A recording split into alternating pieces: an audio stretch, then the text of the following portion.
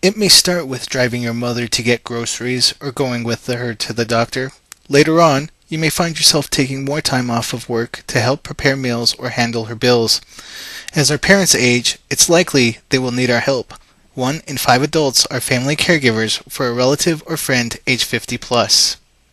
I would like to share with you 5 important steps that will help you through your caregiving journey. 1. Start the conversation. Don't wait for a crisis to occur. 2. Form your team with family and friends. 3. Make a plan helping everyone be on the same page. 4. Find support in your community. And 5. Care for yourself. Start the conversation by looking for an opening. You might come up with an icebreaker or opening to raise the topic of future care, such as, "I'm starting to think about estate planning. Do you have any advice?" Or, "I just read an article about gathering important papers. Sometime, can you show me where yours are and what you would like us to do just in case?" Every caregiving plan must respect the wishes of the person receiving the care. A plan should include participation, knowledge, and consent from your loved one. Before meeting, you and other family members should consider who is the best person to lead the conversation, what are your own feelings and outlook on the situation, and you must also know what you are prepared to do. You need to size up the situation and figure out what your loved one's priorities are. Knowing priorities will help you determine next steps. Parents may be hesitant to share details of their finances or health, but approach them with respect and explain your intentions. Money can be a sensitive subject, but it can help you and your parents determine whether they have funds to cover potential care needs. Your mom might say, "I don't want to talk about it." Be sensitive to the possible reasons behind their pushback, but don't give up. If the first conversation does not go well, start small and discuss one aspect of your concern. If still shut out, ask a trusted family friend or doctor to approach them about your unease. If you feel your parents are at immediate risk, you may need to contact Adult Protective Services. I recognize that starting the conversation can be difficult, but I know the importance. I've had the conversation with my parents and have a clear understanding of what their wishes are. I know their priorities, such as remaining at home as long as possible. We also have reviewed finances to see if they have assets that can be used to cover care needs that may not be covered by Medicare. Form your team and reach out to friends, family, and the community. Ask your parents to help identify willing members that you may not have thought about, such as neighbors or friends from your parents' faith-based community or social clubs. Team members don't necessarily need to live nearby or have huge blocks of time to be of value.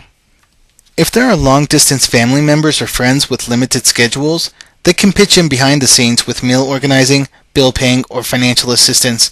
Or think outside the box. If you have a computer whiz in the family, see if they can set up an electronic calendar for dinner delivery or chores. You may feel hesitant to ask for help, but some people need only a little encouragement to help. Try and manage sibling issues. At this stage, you and your siblings need to pull together to provide care for your parents. As you sort through responsibilities, tensions can run high. It may help to have a neutral third party present. It's best not to assume all siblings will agree on what should happen. Opening lines of communication can minimize family tensions. Building a supportive team that is deep and wide can strengthen both you and your parents' ability to deal with issues that emerge, such as if a team member is no longer able to help out, you still have the support from the larger group. Now let's take a moment to think about who you can think of that you would want on your caregiver team.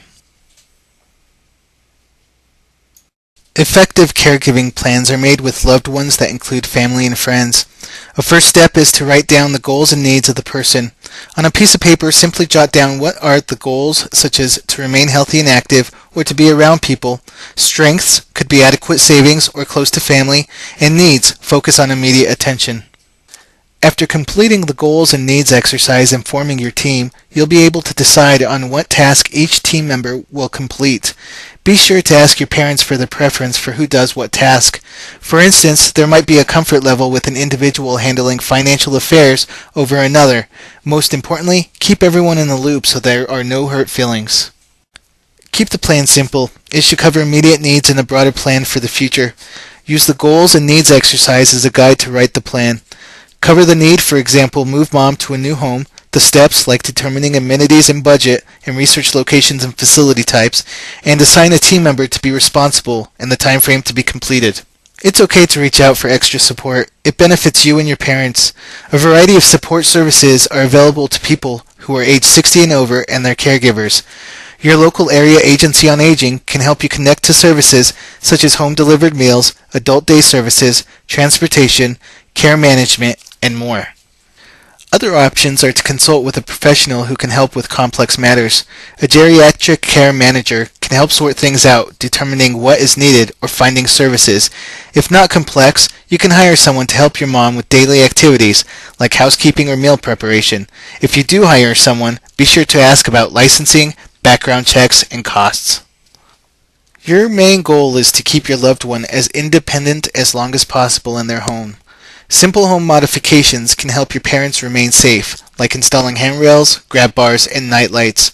If your parents do decide to move, work with your local area agency on aging to discover new residences in the community that meet the needs of your parents.